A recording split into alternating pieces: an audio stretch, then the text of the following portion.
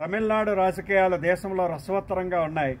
దేశంలో ప్రతి రాష్ట్రంలో కూడా తమిళనాడు రాజకీయాల గురించి చర్చించుకుంటున్నారు.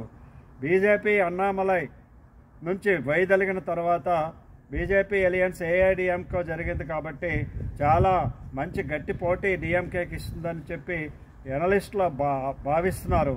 కానీ ఈ లోపల మధ్యలో టీవీకే పార్టీ చాలా విపరీతంగా పుంజుకొని విజయ్ పార్టీ కూడా చాలా గట్టి పోటీ ఇస్తున్నది అనేటువంటి విషయాన్ని గుర్తుంచుకోవాలి. విజయ్ ఈ మధ్యనే పార్టీ నెలకొల్పినప్పటికీ కూడా రాష్ట్రంలో ప్రతి చోట కూడా తన అభిమానులతోనూ అన్ని రిలీజియన్స్ యొక్క ఓట్ బ్యాంకును పుంజుకుంటూ ఇటు డిఎంకేని ఇటు ఎన్డీఏ కూటమిలో ఉండేటువంటి పార్టీలను ఏఐడిఎంకే కూటమిలో ఉండేటువంటి పార్టీలను కూడా ఓటు బ్యాంకు చీల్చి తాను చాలా బలవంతమైనటువంటి క్యాండిడేట్గా తయారవుతున్నాడు. కాబట్టి ఈ మధ్య వెళ్ళవన్నటువంటి సర్వేలను కనుక మనం పరిశీలన చేసుకున్నట్లయితే టీవీకే గెలుస్తుందని కొన్ని సర్వేసు, డిఎంకేనే మళ్ళీ అధికారంలోకి వస్తుందని కొన్ని సర్వేసు, ఏఐడిఎంకే బీజేపీ కలిసింది కాబట్టి ఎన్డీఏ కూటమి అధికారంలోకి రావచ్చని కొన్ని సర్వేసు చెబుతున్నప్పటికీ కూడా మనకి స్పష్టంగా అర్థం చేసుకోవాల్సింది ఏంటంటే తమిళనాడు రాజకీయాలు ద్రవిడ రాజకీయాలు ద్రవిడ పార్టీలను దాటి ముందుకు రావు అనేటువంటి విషయాన్ని అందరూ కూడా గుర్తుపెట్టుకోవాల్సి ఉంటుంది. కాబట్టి ఏఐడిఎంకే కూటమి గనక కృషి చేసి బీజేపీ పార్టీని కలుపుకొని పనిచేసినట్లయితే దాని విజయ అవకాశాలు ఇదివరకు కంటే మెరుగయ్యేటువంటి అవకాశాలు ఉన్నాయి.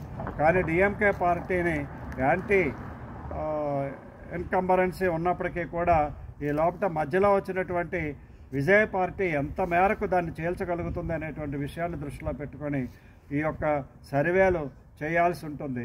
కాకపోతే యూత్లో కానీ విద్యార్థుల్లో కానీ టీవీకే పార్టీ మీద విపరీతమైనటువంటి క్రేజ్ ఉన్నది, సినిమా యాక్టర్స్ కాబట్టి. బీజేపీ కూడా అన్నామలై యొక్క ప్రాబల్యంతో పెరిగింది కాబట్టి అన్నామలై కూడా బీజేపీ చాలా వరకు కూడా యూత్ని తీసుకురాగలరని భావించవచ్చు. అయితే అన్నాడీఎంకే పార్టీ ఏదైతే నిర్ణయాలు తీసుకోబోతున్నదో వాళ్ళు మనసు విప్పి వీళ్ళతో కలిసి పనిచేయగలుగుతారో, కార్యకర్తలు ఒప్పించగలుగుతారో దాని మీద ఆ పార్టీ యొక్క విజయ అవకాశాలు ఆధారపడి ఉంటాయనేటువంటి విషయాన్ని చెప్పక తప్పదు. అయితే అమిత్ షా మిగతా పెద్దలు బీజేపీ అన్నాడీఎంకేతో కలిసాం కాబట్టి మేము తప్పనిసరిగా గెలుస్తాము అనేటువంటి సాహసం చేస్తున్నారు. కానీ అది అప్పుడే ఫీల్డ్లో మనకి కనిపించట్లేదు. గ్రౌండ్లో ఉండేటువంటి రియాలిటీని బట్టి కనుక మనం ఆలోచన చేసినట్లయితే తప్పనిసరిగా ఈ యొక్క పార్టీలన్నీ కూడా కొన్ని రోజులు పోతేనే కానీ గెలుపు అవకాశాలను నిర్ణయించడం కష్టం అనేటువంటి విషయాన్ని స్పష్టం చేసుకోవాలి. జై హింద్, జై భారత్.